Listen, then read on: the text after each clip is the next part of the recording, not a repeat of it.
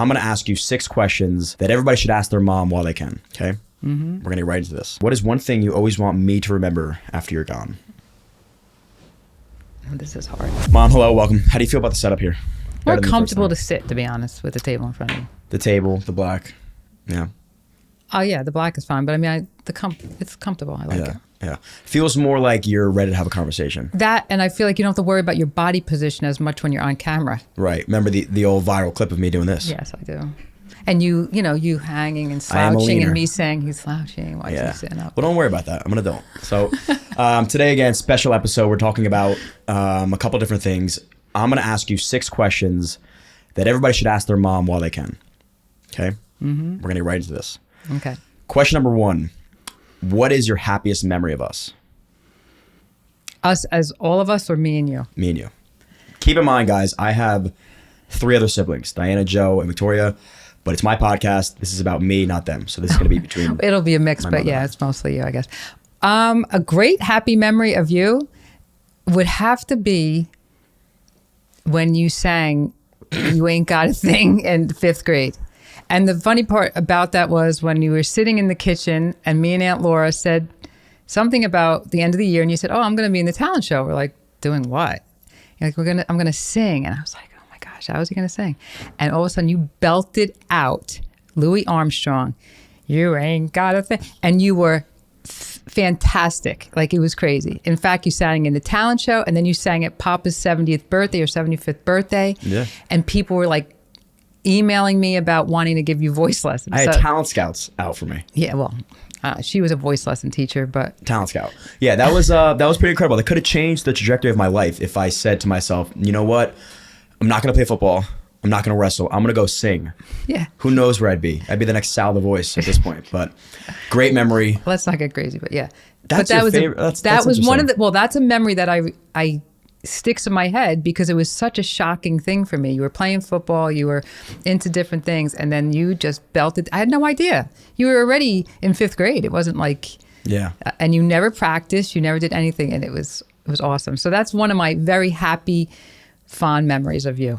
Now you scream your head off at my football games? No. Oh, well, yeah. That was later. That one time, especially when you came out of with the ball and I was screaming, and my friend Mina said to me, "I have never seen you look that disheveled in my life. Your hair is everywhere."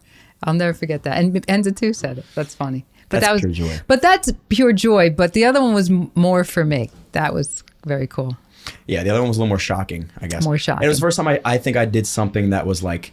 Up until then, honestly, you hid behind everything. Like you didn't want to do your kindergarten play because you cried and you left the stage, and you were very, very timid when you were little. And then I remember my favorite song for you was "I Hope You Dance." And you were very little, because I always was hoping that you would come out of your shell. That's why this is so amazing. And that's why that song was so amazing, because at that point you had not been a very outwardly personable kid. I mean, you were friendly, but you never had that kind of personality. So that was the first time I had ever seen anything like it. So that sticks in my head.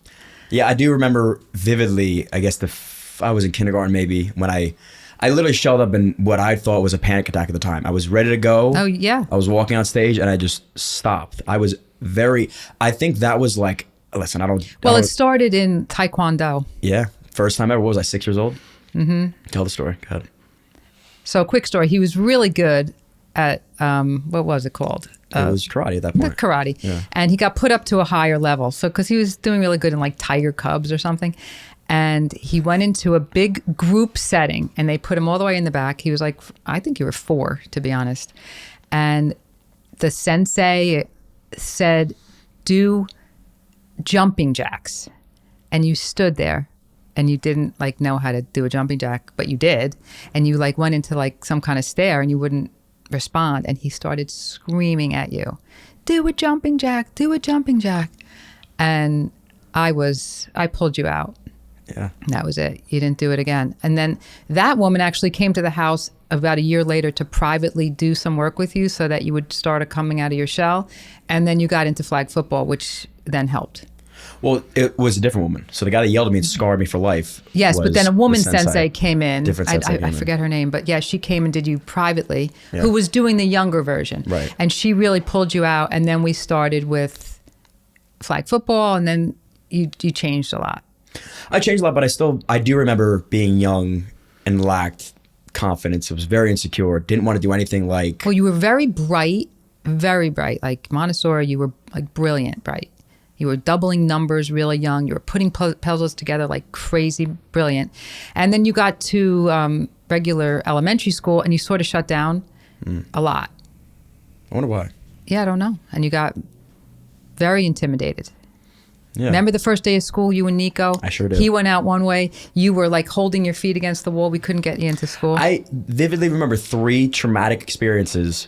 Again, I hate that word, but the shelling up before the play at kindergarten, like in my tracks, didn't want to walk up. Yeah, had to pull you out, yeah. Taekwondo or karate, whichever one, and then going to school. For whatever reason, leading up to those moments, I was fine. And then as soon as I got there, it was over. Or at 14, when I competed in my first jiu-jitsu tournament, I got there, I was excited to compete. As soon as I got into the big room and saw everybody, I was like, nah, I'm out. I'm not doing this. And I wasn't there for that. And I walked out. I hated that. Yeah, and I was like, you're here, you have to do this. So it's interesting. I haven't felt that feeling in an extremely long time. And I think now, because I just acknowledge those feelings as you're supposed to feel that when you're going to do something incredible or out of the ordinary, and you should embrace that feeling less than... You better than most or some. I'm not great like that. Like I understand when I feel like that, I sort of back out. So yeah, you mastered that feeling. Well, even doing something like this for you is not the easiest thing. No, you know? This is much easier for me than doing a TikTok. I can't do a TikTok. But this is because this is more natural. This is just who you are. And you notice even this, it'll take maybe 5 minutes to then feel more calm, and then you're in the flow of a conversation. But everybody's nerves subside eventually. So I just always I don't feel think nervous. I didn't feel nervous coming here. No. But if you asked me to do a TikTok, I'm too... Hello. I can't. Well, because you think, again, I think I'm that thinking, well, you give me lines. I can't right. do lines. You're an overthinker. Maybe that's where I got the... I think when you do shell up and have some nerve issues, it's just from overthinking. You're thinking way too much. Whereas Dad, maybe the opposite sometimes. He doesn't think enough, or he just doesn't think at all, and he gets on. That's well, what he doesn't he's able have to to. do. He's very comfortable. Right. He's able to do these He's things very that people comfortable. watch He's him, and it's great, like, and he doesn't, on TikTok, he doesn't think twice. He doesn't give a shit. Right. That's well, I think he does. He wants to be in a good way. Good at it, Yeah. but he doesn't stress not sounding good or, that's what's He's good very about good. He's very confident in himself, which is something he should be very proud of. Okay, that was a great memory. Not what I expected you to say, but that was good. Well, this isn't about what you're Not expecting about me, me to say. of course. No, it is about you, but it's not what you expect me to think. That's the point, I guess. I want to learn something. Question number 2. What was the first year of motherhood like for you?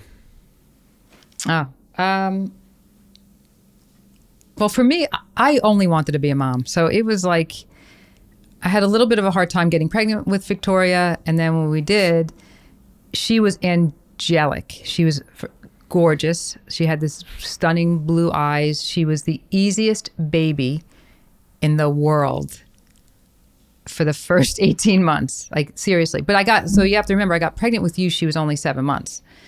So she was so easy. She didn't even crawl.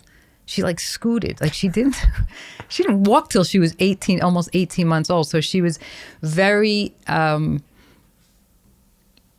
docile, and she didn't like run all over the place or crawl or jump on couches or anything like that. 18 months, she hit a little rough spot. Yeah, she hit a little rough spot, and she started getting some frustrations. But then you were born. She was 17 and a half months when you were born.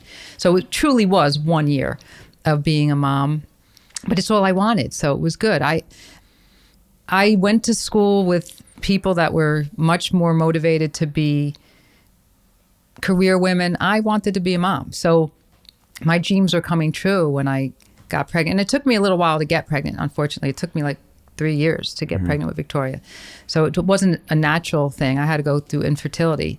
So that was difficult. I don't even know if you knew that. But so I didn't... What does that mean? I had to get not in vitro fertilization, just artificial insemination. So it was done in an office and stuff. But it wasn't the whole big needle and shots. But I did have to take some hormone shots and stuff like that. But then wasn't as difficult as what other people go through, but it was difficult. So we did have months of waiting and not happening, and some sadness and thinking, what is it going to happen for us? It took about a full year of that to maybe more to actually conceive her. Was anything unexpectedly hard about being a mom for the first year? Yeah, the lack of sleep. I love sleep, so the lack of sleep was my hardest thing. At night when she would wake up, or I did not want to wake up. I mean, when you came, it was a whole different ballgame because you were like what they call colicky. I don't even know what that is. I mean, now your stomach was so bad later on. So that is what happened for me. I could not get used to not sleeping. And when you came, you really had a difficult time at night. For the first 4 months, it was brutal. So she was a baby. You were just born. She was only 17 months old. And you cried all night long, scream. What do you do? You want to cry. It's like, it's terrible. It's a tough time for parents, for young people. They don't expect it. They romanticize the fact of having a baby. And it's hard. The lack of sleep is definitely difficult. You don't just let them cry? Put them like a soundproof You try, but yeah, you would like to do that. Or you shake them? You shake them. Shaking babysitter. I mean, and then, I would let you sleep in the swing against every advice in the world. They say not to? Yeah, I guess it's not good for the neck or something. But yeah, that's why my neck is all banged up maybe. now, thanks. But I had to. I couldn't. I would try putting you on the dryer. We'd try putting you in front of a vacuum cleaner. Nothing would work. And then around 4 months, we put you on some special formulas. And 4 months you woke up and truly then never cried again. Really? Still don't think you've cried since. I was a pretty good child. Yeah, you were a very good boy. You didn't cry a lot after that. You were very easy. But that first 4 months were tough. Really? Yeah. Did the first year of being a mom for each of your children get easier and easier, or was it different for each one? Well, it's different for each one because I was going from one. The first year is probably the easiest. Really? For me, it was because, like I said, she wasn't that difficult. Later on, it got harder. Mm-hmm. And then when you came and she was, having some frustrations and you came very colicky, that's when things got difficult. And then I waited like 3 years before Diana. And then Joseph came 12 and a half months after that. So they were very close in age. You two were 17 and a half months, Victoria and you were only 2 years apart in school and should have only been 1 year apart in school. Diana came 3 years later. Are you 3 years apart? 3.5 years apart? Me and Diana. How old are you? 24. We're going to be 24. Diana's turning 24. I'm already 28. So I'm 5 years. I'm going to be 29 this year, 2024. And she'll be 24. So I'm a little over, So about 4 years. So we waited. And then I got pregnant with Diana because I wanted a third. And then literally 9 weeks later, I was pregnant with Joe. Right. So I guess I'm thinking like your first year with Joe he's born, but I'm already 6, Victoria's 7.5. Which is hard. It's hard because now you guys are in your sports and it's a lot of running around with the babies home. So when everybody's home, sometimes it's a little easier. So listen, no, it's not easier. When you have 4 that are under the age of 4 kids in general is not easy. No. And I was fortunate. I did have some help, which was great. But every kid is different. Diana was very easy as a baby. She slept very, very quickly. She slept through the night, so that was easy. Joe had some stomach things. He would cry not like you, nothing like you.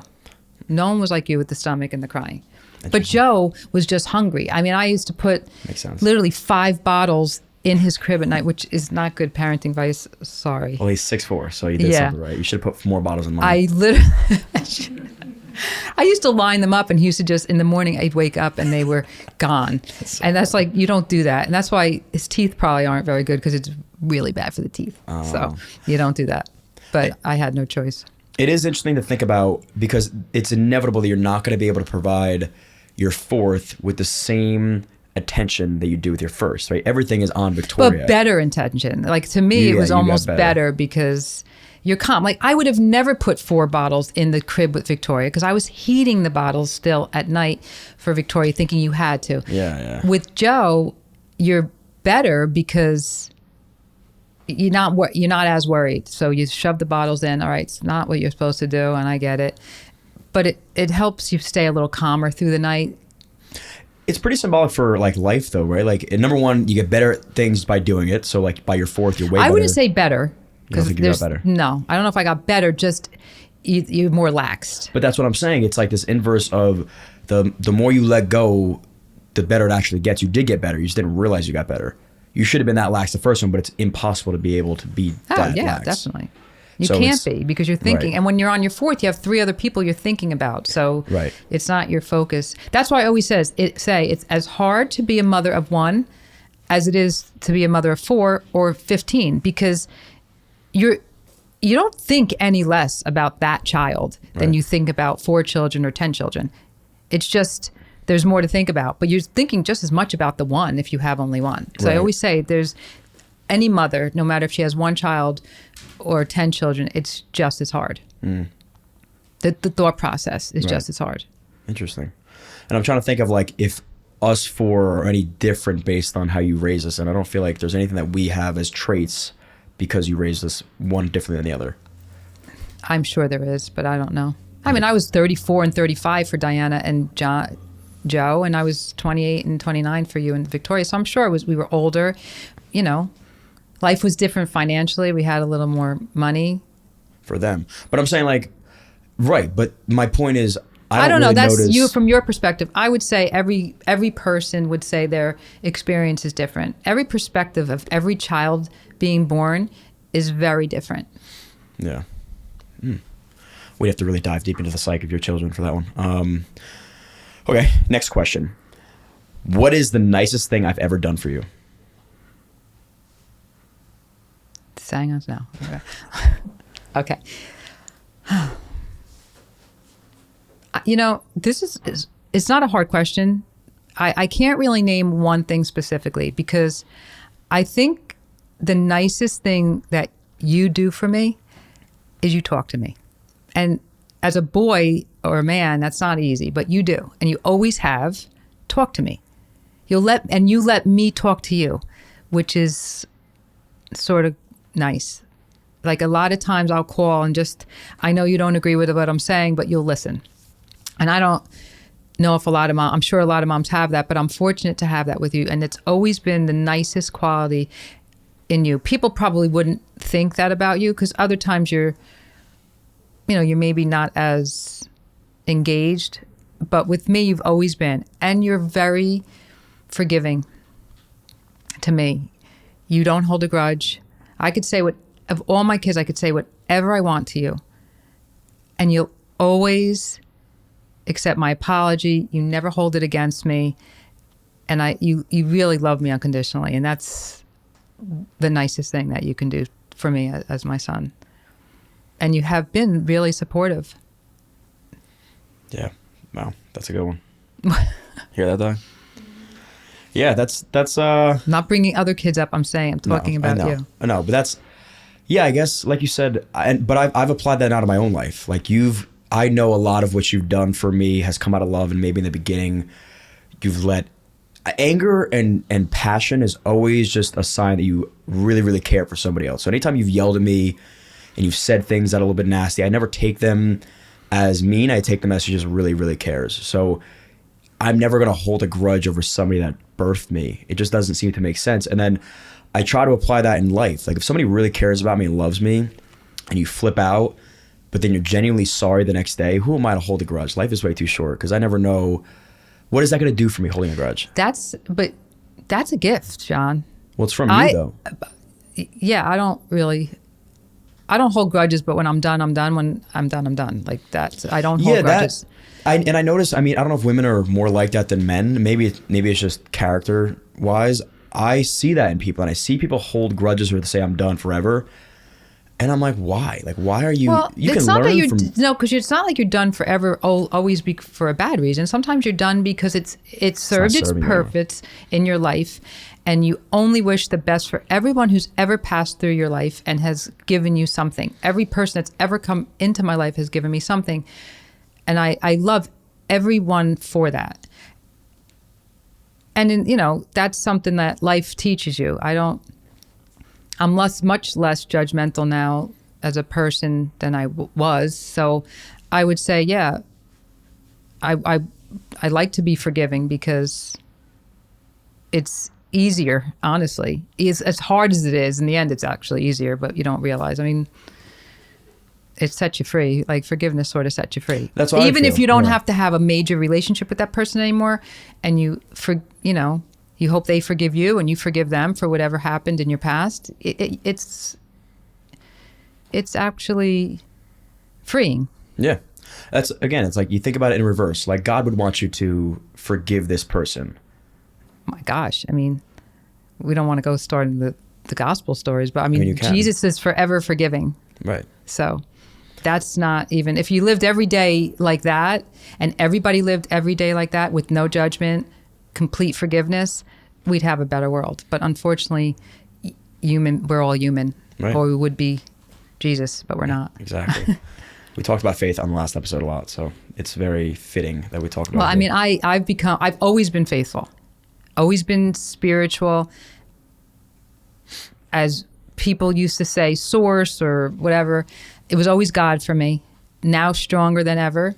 I really have found my faith in the last year, more so than ever. Now it's even more Bible-based than I ever was before. I enjoy reading the Bible. I enjoy praying a lot. It brings you peace. I'm not preaching because I'm not ever going to preach to anybody because it's a journey. Faith is a journey, and however it goes. But as you get older and you go through things in life, and even young people, it's hard to burden it all on your shoulders, guys. Like, it's hard. If you don't surrender to something, it's too much. Yeah. And that's why too many kids are turning to drugs, alcohol, because they don't surrender it to something bigger than them. And I think, like you said, you've always been faithful, but now, and you don't judge other religions, right? You don't judge other people so long as they're faithful and they surrender to something. I don't. I know what I like. Yeah, exactly. I know what I do, and I know what I believe. Am I standing on a corner telling somebody they're wrong? No, I would never do that. But I do find in the last 6 months, I do want to talk about it more. I used to be more embarrassed of it a little. Yeah. I don't know why. You didn't know as much. I didn't know as much. I don't really know a lot. Aunt Michelle and I now, talk so much, and Katrina, she's really very into it. Enz is very religious. My friends are religious. They believe in God. There's different levels. And for now, anytime you're in a storm and not in a storm, right, you need to surrender it. That seems to be the common thread, is everybody always waits for something to something to happen. Yeah. But the point is, that's when he reveals himself to you, and then you carry that on when things are going I have well. to tell you, through prayer, like sometimes, like I said, everybody drinking and smoking and all this shit that everybody's doing right now, and you don't want to get me on that, but when you pray or meditate or however you in prayer, like truly in prayer, you will truly feel your body relax with someone else. It's something else that's just taking over for you because you can't do it anymore. Yeah. Could believe it or not, but more kids are turning to it. I see it more and more, like on college campuses, kids are singing and praying. I mean, we go to a really nice church that it's more of like a warehouse, and the singing is awesome. Like it's like Christian music and Christian rock kind of stuff, and it's great. I mean, I was a Catholic, and that's great too. My family's all Catholic. That's fine. But what I'm finding here is just right for me. Yeah. And hopefully for everyone in our family. Right. And again, I think what the issue, not the issue, but when you're faithful, and everybody always says now, like, oh, I'm spiritual, but without real clear direction of like what that means. And I think that's the biggest problem is. I regret that. You don't for you regret guys. it. I do, because I went through a period of time with you guys that I was all talking about spiritual. And I don't know if I represented the faith enough in a very crucial time of your childhood. Because I was very into the whole spiritual and the metaphysical, and I do believe it's a little more than just that. It is, but the principles still apply. I always believed in God, and we right. always talked. We always read the stories, and we talked about We never didn't celebrate Christmas knowing that it was a celebration of Jesus or the resurrection on Easter. We always did that. But I feel like now if it would be different, I would definitely be bringing you all to church and stuff. Right. But again, like the principles of speaking your truth and what you want in life, you have to ask for it, and being nice to other people, having morals, like these are all things you taught us. Gratitude. But you taught us these things in maybe different words. So I think God is still appreciative of you spreading the word. It may just be a different way of putting it. You know, fine. everybody that speaks high level and has found a level of success or purpose or happiness, everybody's all saying the same thing relatively. If you really boiled it down, it's just coming from different books and teachings. And so whatever your belief is your belief. You just now happen to have direction, which I think is the biggest difference. Everybody walks around now with like this blasé, I kind of believe in one thing, but I don't know where I'm going.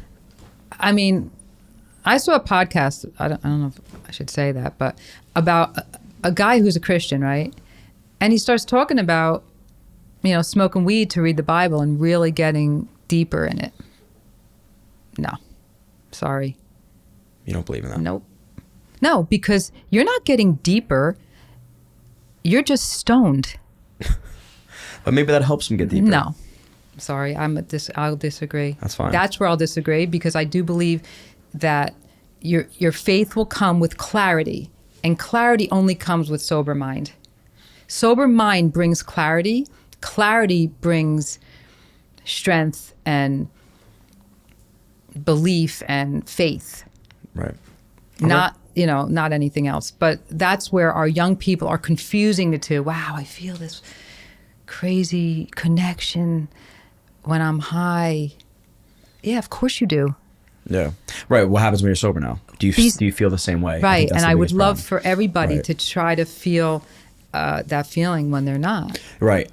It's funny because I don't normally sit with my own thoughts ever, right? I'm either on my phone or I'm doing something. And last night at like 10 o'clock, I had nothing else to do and I was tired. So I was like, let me just try to go to bed. And I laid down for like 30 minutes. And for the first time in a while, I just sat there with my own thoughts. And that was very clear for me. It cleared my mind. I thought through things. And again, I think the issue that people do nowadays is they approach stress and they immediately look for a vice like the phone or drugs. And stress is a good sign that your mind is working, right? Mental strength and health is that it's reacting to something. You're supposed to be stressed when you have a lot of things going on. So I kind of embrace that as I'm doing the right things. Let me think. But that's a time to pray too. Right. And that's what I said to myself, like, all right, let me try to dig a little bit deeper. Let me first start out by thanking God for the day and what I want, my intentions for the next day. Ask him for different things. Because again, that's the biggest thing. People are almost afraid to ask God for what they want. No, and you should. He'll always answer. Should. You should be grateful and be blessed for what you have, but you should actually, of course, ask. Always. Ask and then thank when he gives you the things. Right. And it may not be exactly the way you want it, but it's going to come the way you want himself. it. Yeah, he has. Yeah, so. I agree.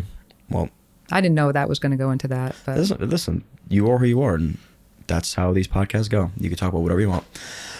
Question number, let's see, 1, 2, 3, 4. The question 4. Question number 4. What do you want and wish most for your kids? I guess the answer would be easy. It would be happiness, obviously. That's the easy scapegoat one. But that truly is. I mean, as a mother, it's like all you want is for your children to have, of course not, bliss every second of the day, but happiness, contentment. How about that? Not even happiness, contentment. Like I know you are always going and getting, but contentment is nice. Living in the moment and being content with where you are. Well, I guess that's what you were saying before. Where you are and happy with what you have and the people that are in your life is really important. But none of us, it's like impossible. We're always looking for the next day. We're always wishing it away. As children, Diana made me listen to somebody's commencement speech that was like incredible, this young girl, right? About wishing your life away. And when your children are little, you just can't wait for them to talk. You can't wait for them to walk. First crawl, then walk, and then talk. And then go to school so you have 10 minutes alone. And you're forgetting that the most precious moments are the ones that you're in. But you don't realize that until you're like 95 sitting on your couch alone. And that's sad because you're always waiting for the next moment. And when you're in it hard, it's like, you know, you look back and you say, why was I rushing that away? I mean, that was like the easiest. Who do you think does the best, not kids or your kids, who do you think that you know does the best job with contentment living in the moment? Daddy. He does. Dad doesn't worry about time. He doesn't worry about age. He doesn't worry about tomorrow. He lives today. And that has been his blessing for himself. He always has. But you know what he does a really good job with is that's why, or, you know, chicken or the egg, he is so structured and organized so that he doesn't have to worry about tomorrow. Like I find myself that's exactly right. So overwhelmed sometimes. I'm like, I have all these things to do, and you know what, let me write them down. And you write it down, there's 3 things. You're like, oh, that's what I was worried about. What did he always tell you? Wake up in the middle of the night if something's keeping you up and write it down on a pad. Yeah. And in the morning you wake up and there's 3 things on the pad. Right, exactly. And he does, and you notice that because like he will, you know, sometimes you're talking to him and he's over, you know, thinking about other things, and you know that, but he always does appreciate. And sometimes I would take that as like a joke when he would like appreciate little things in life, you know, like he would stare at a fire and watch the fire go and be so amazed that every flame is different than the other. And I'm always like, all right, dude, like whatever. You want me to film you saying that? But that's true. That's how he actually is and how he is every day. And that's why he's not different on camera as he is in person. Right. Every day is a blessing for him. He's a very intense guy. So his daily life is a little bit intense. But I definitely think he lives more in the moment than any of us. He does, and that's why he doesn't hold a grudge. Every moment. Yeah, I mean, maybe. Well, I think he does a good job shutting things off when they need to be shut off. You know, he'll get angry, he'll blow off steam, and then I think he thinks to himself, "This is not as big of a deal." I have to tell you one thing about our marriage that's been so great is we don't hold a grudge. I could say we could fight. We don't really fight crazy. I mean. You threw a chicken wing at him. That was about it. What would I do? You threw a chicken wing at him one time. When? A year ago. I think he like... What did he do? You don't remember? We were outside. It was just me and him. I threw a chicken wing at him? He said, go to hell. Threw a chicken wing at him. What? Oh my God, it was so funny. And Dad said the way this. And I was like, yeah, you fucked up, man. I forget what he said. Oh my God. You like him. I don't even remember the story. You threw a plate at him. It wasn't like just, it was like, I swear to God, we were on the porch. Okay, whatever. You yelled at him for he poked at you like one more time and you threw a wing and walked inside. And then you sat in your room. Listen, I'm sure it wasn't a metal plate. No, he deserved the wing throw. I forget what he did. That would never be deserving of anybody. I'm not proud of that if I did that. He was like, is it me? I was like, yeah, sorry. I mean, listen, everybody has times that they explode. Never proud of them. I've never been proud of any time I have exploded. But always, like you said, you never know what someone is going through in their day when they explode, why they exploded, why it came out on you. And when you're in a little bit of a time in your life and you walk around and you look at people beeping and honking and yelling and you're like, you know, they could be going through something really heavy right now. Yep. And that's why forgiveness is important, because you don't know. And yeah, it might have hurt you or it might have really felt terrible when you were going through it, but that person probably was hit with something not great in their life or in that moment. And that's what I guess I'm learning now more. Well, they had to have been, you know, like that doesn't come from out of nowhere. No, usually it doesn't. It's somewhere deep. And deep. It could have been that day or a month ago, but it boiled up and they let it on you. And I think that's what part of growing up is with your parents. Like you walk around and you don't really think your parents are human. So when they snap at you, you're like, where's this all coming from? But at 28, when my dad yells at me or you yell at me, I'm like, all right, I know I acknowledge that they had a shitty day. I know what they did this morning or what happened to them this morning or this whole week has been stressful for them. So when they lash out, they're just human. You know, maybe it's my fault. It's funny. I was just going to say that. I was going to say, you know, as a parent, I think the hardest thing I was going to say as a child, I'm very fortunate. I have my 2 parents still here, and so does Dad. I think the hardest thing to do is to acknowledge your parents as humans. Yeah. Because there is something about children that, my mom said it this way, and my mom did this, and she's horrible, and I've had discussions with several of my friends to say, listen, whatever that parent did in raising you came from the best they knew how to do it. They didn't give birth to you and say, how could I mess this kid up? How can I hurt this kid in a bad situation? Never. Never. It comes from reaction, perception, just what you know. Then and as an adult, you come around to realize that this is only a human being. It didn't come with a playbook. Right. It's their first time too. It's their first time, or their 5th time, or their 10th time, but it doesn't matter. Every situation is your first time. And it doesn't, I'm not saying maybe there's some parents that, really have a difficult time, but I'm sure their life was terrible too. So every child on Mother's Day or Father's Day, what they should understand is every parent comes from a place of trying to do their best. And if they can't, it's because they just don't know how. Right. And if they could, believe me, I'm sure there'd be many nights they would go to sleep and say, how can I do this better tomorrow? And unfortunately, they just don't have the skill set to do it. And that's sad. Yeah, like you said, they probably don't feel good about not knowing. I'm sure they don't. So the best thing a person can do as the child, even as an adult child, would be to say that person did what they can do. Even though say if I had a situation that I was parented in a different way, I mean, I had a really good childhood, but then try to change it for my kids because I think it's the better way. But that kid might not perceive it as the better way. Right. You might have liked it the other way. Mm-hmm. So that's what's interesting to me. Like if you have an overbearing parent because maybe they feel like they didn't get what they needed, that might not be what that person needs. Right. So it's very interesting, but perception and being a parent now of 4 adults, I look at it and say, I don't know how to always do it. You know what my biggest prayer is probably? Is for wisdom to be or say the right things as a mother. Because I just don't always know.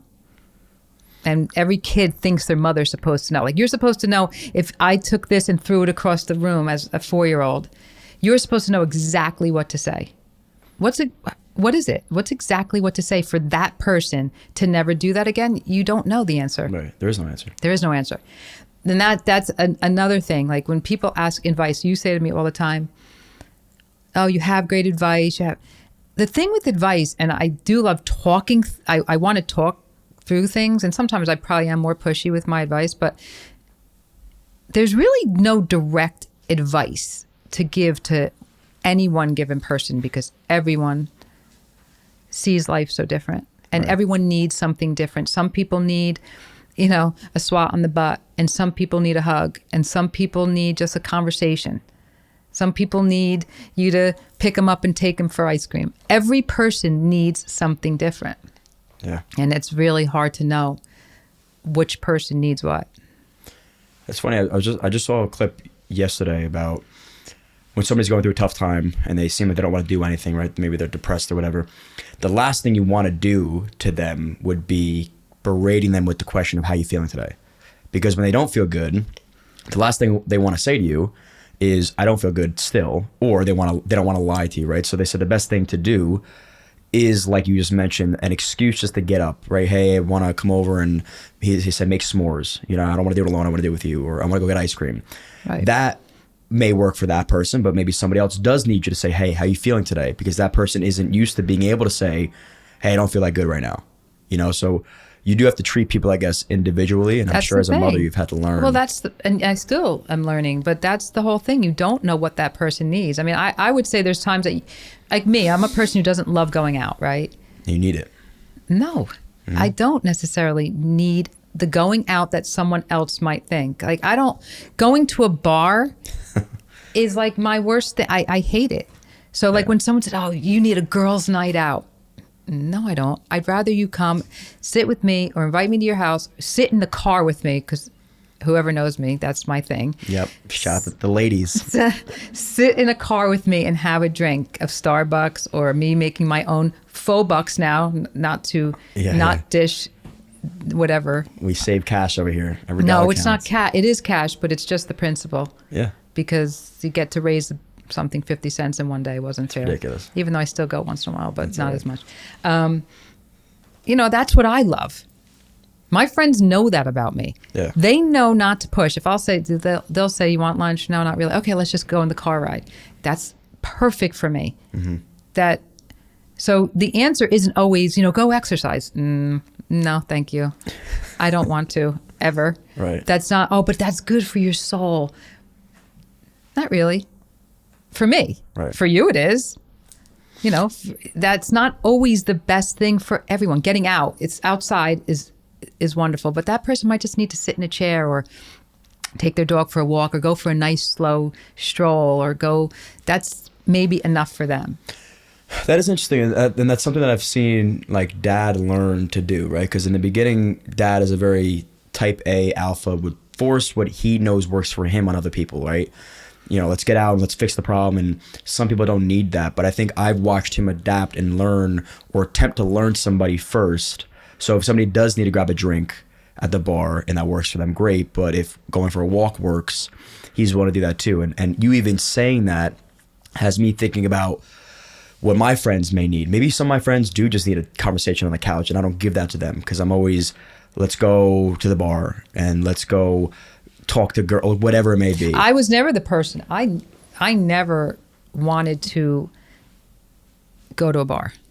So if I don't drink at all. So for me, sitting at a bar and watching people transition from being my friends to being some drunk, even if they're just altered, it's not terrible for me. Sitting out dinner when someone's drinking's on, but to go to that next level, like when Dad will say, "Come on, next door there's a bar," I'm like, see, that's him not knowing. That's him not. No, he's in his party mode now, and that's fun for him. Yeah. If you say to me, "Come on, let's go get ice cream next door," perfect. Yeah. I'm all in. But if you say, "Let's go sit at the bar next door," I'm like, you just killed it for me, which is not fair to him, I guess, because that's what but he gets plenty of that because through this, Okay. I let him. So I never stop him. I think I said this on the last one. He wants to go out. I trust him. He can do his thing. And we've come to, and he understands that I'm good at home and I'm happy with, just my friends and doing that.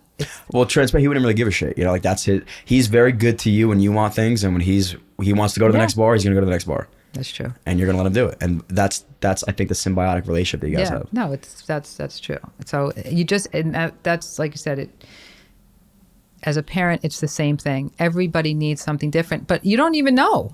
You think you know. Everyone likes to believe they're doing it spot on.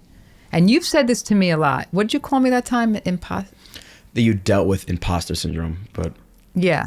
And I think that imposter syndrome thing is real. Oh, yeah. Because sometimes you're in the situation, you're like, I haven't done one thing right in a long time. You take people... But yet I've learned to say it's not what you've done wrong. That's what faith does for you a little bit. It's not that I've done it wrong. I've done it with my best intention. Right.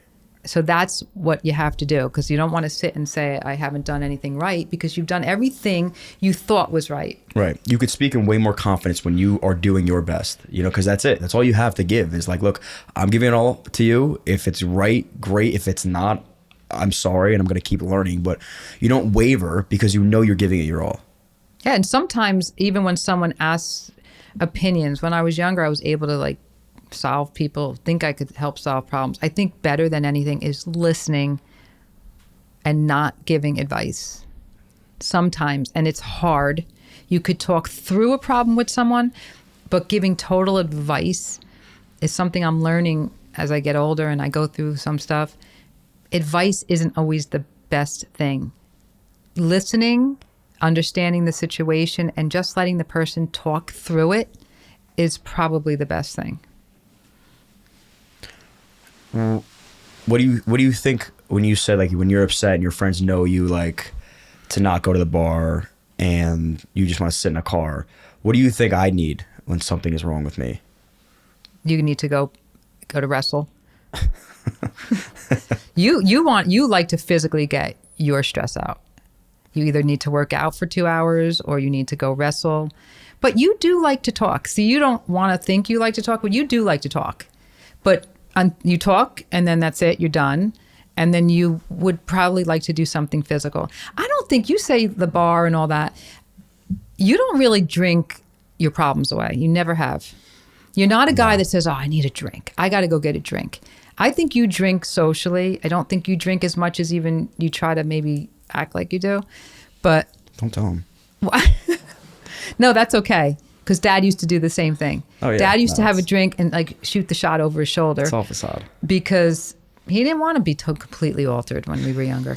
And I think for you, I don't think you lean on as much drinking or that as you do on exercise and talking and... No, because I literally will tell myself in both opposites. If I'm not feeling good, I'm not going to drink because I know what's going to happen. And I remember vividly 3 times that I've drank when I wasn't feeling myself. 2 of the times I got in a fight at the bar, and the other time I wanted to literally kick everybody out of my apartment and go to bed because I literally felt like, why am I doing any of this? I should not be drunk. I should be working through, like you said, you can't work through your problems without a sober mind. I should be soberly working through this problem.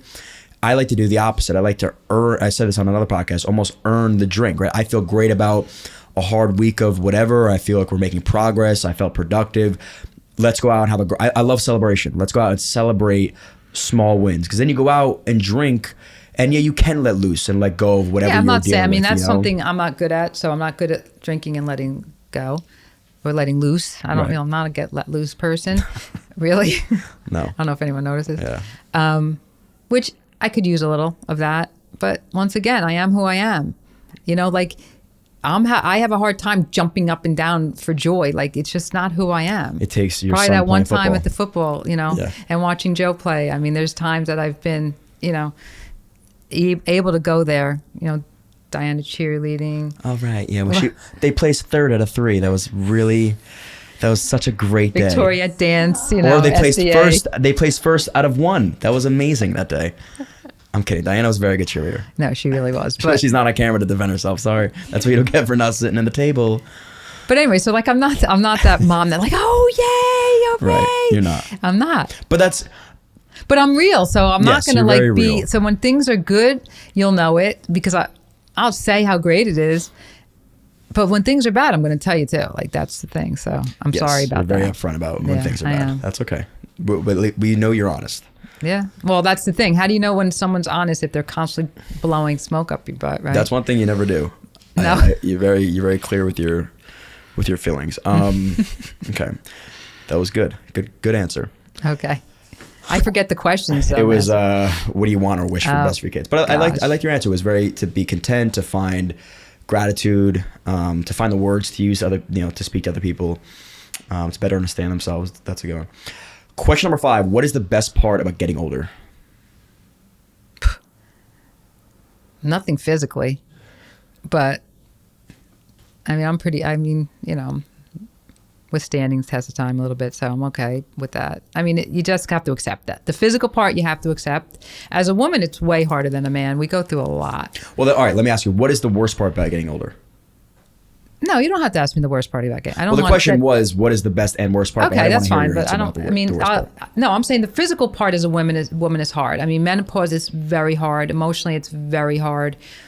You don't feel about yourself the way you did. You know, you're not as attractive. You don't walk around with, you know, men maybe looking at you anymore. And good. Well, for me, the fuck? Me, like a person like I was the worst at that. So. I never liked flirting. I never liked when men look at me. I'm not good at that. So for me, I don't mind that. I don't miss it. I don't care. Some women really do, John. I'm sure. They thrive on men looking at them. They thrive on that attention. So I was pretty lucky with that because I don't mind as much. The best part, going back to what I said, learning not to judge. Like, I don't look at people's situations as much when you get older as like, why would they do that? why do they put that on, why do they do that to their kids? Why do they say that? Why do they act like that? I'm trying to get so much better at that, because that is just wasted energy. Because you know what? I'm not doing it, going back to I may be doing it completely wrong and I don't know it, but it's right for me. And those people are doing it completely right for them. And maybe not completely right for them, but they haven't figured that out yet. And it's not my place to figure it out for them all the time. I mean, unless we're having a deep conversation with a friend and we're saying, how can we work on this? But for me to drive by somebody and say, gosh, why would they do that? Or I'm tired of doing that. And that's where age is getting better. Because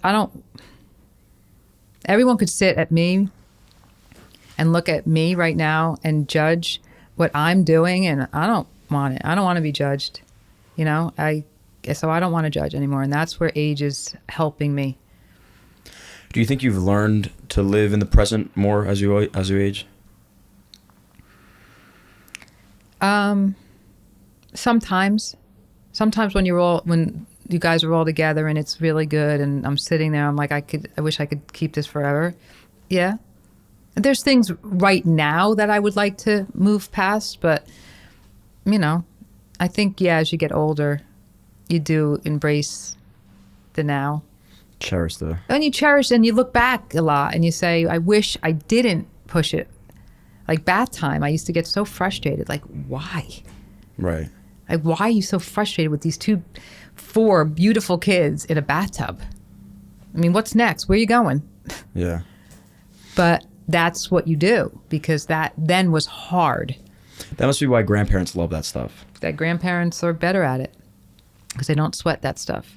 They love it. They truly do cherish that moment. They cherish that moment. Whereas I was like, hurry up, stop playing with that. Hurry up, get out. Not every night. Sometimes we would have fun with it, but a lot of times, or how about that? I used to read the back of the book. And tell me that was the book? I would read the first page, maybe one in the middle and the last page. Oh. I'm admitting this. This is not a proud moment. That's how I got my reading skills. Well, you are a good reader. Oh my God. You're not a good reader? I am getting better. I do struggle with reading. I struggle with... Joe is my best reader. Really? Joe is a great reader. I can't say. I could read 10 pages. No, maybe. Joe, very good verbal reader. Oh, reader out loud. Yeah. Who's your worst? Oh, she takes after me. She's terrible. I feel bad, Di. Hi, my name is... No, she just Diana. can't pronounce anything. She really phonetically messes words up. It's okay. But yeah, so I used to do that, so that you would go to bed, so I couldn't read through a book with me. Like Why People Poop or whatever that book was. Come on. Yeah. I didn't learn how people shit because you didn't tell me. No, but I did. For some reason, I was rushing a lot of that. You'd sing to me. You listen to music. No, we used to sing. We used to dance a lot. That I do remember. We used to dance a lot. We should probably start dancing more. What are they? I was just... I used to love dancing in the kitchen. Yeah. I was just watching a podcast and they said the best thing to do is dance. For somebody that's unhappy is not working out, is not go, is dance. I believe it. We really should. I just said that recently. We should start dancing in the kitchen again. We used to really dance a lot in both kitchens. And we used to dance in the other house. We used to dance in the den. We used to dance in the kitchen. This house, we danced a lot in the kitchen when we first moved here. And TikTok started and COVID. We used to dance all the time with those silly dances. So we did. We always danced a lot, which was really good. Dancing, because it does it embraces imperfections and joy. Joy. There's nothing to worry about when everybody's having a good time and just dancing. Music is a release. Well, and that's why even wedding dancing is fun, more fun than, I don't know, club dancing. To me, everybody's trying to get There's picked an intention, up. Right? That's different. I can't. That's different dancing. Everyone's doing grinding and trying to get attention. But when you're at a wedding, when you're at a wedding, it's just fun dancing with family and people in a circle. No one's trying to look sexy when they're dancing. Or in the kitchen when you're just dancing the salsa. Ass in my kitchen. Joe and I used to always dance the salsa all the time. Yeah. That's fun. You need that. It's a great release. Yeah. So that is definitely. What was that about? Why that wasn't a question. We talked about I don't know why I brought it up, but that is the number one thing to do to release. No, but I don't know why I said it. Getting old and you appreciate and cherish moments.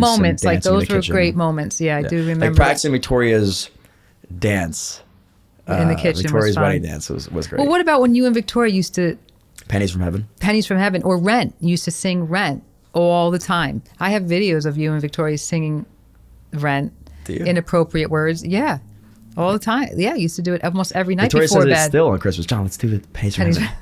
Yeah, but that was something before bed. We always in your pajamas. You used to dance a lot. Yeah. So those are great memories. But like you were saying about the good things about getting older, I would say more cherishing the moments and not being as judgmental of people and like really forgetting judgment at all. And I really hope everyone doesn't judge us, but I know they do. And I don't, or caring about people's judgments of myself is another thing. I don't care. I never cared that much, but I really don't care. Yeah. I mean, you want to say what you say about us, that's fine. It doesn't hurt me. Right. Because I know I have to believe I'm doing, like I said, the best I can, and our family is the best we can be. And you want to talk about it, okay. Doesn't really change me. Right. Last question. What is one thing you always want me to remember after you're gone?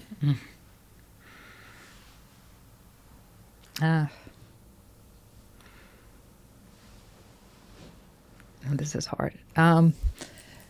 How truly loved you all were, regardless of my mistakes.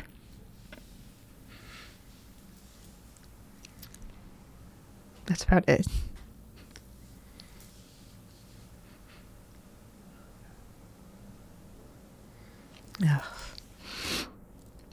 That's really it. Just that every day you left, that you were loved and will forever be. You're part of who I am. You were all I am. And that if I did something that really, really hurt you, I'm sorry. That's it.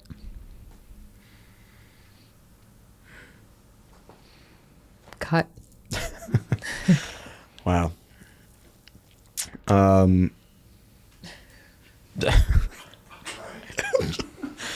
Well, that's very nice. I was going to ask you, do you have any questions for me that you'd like to know?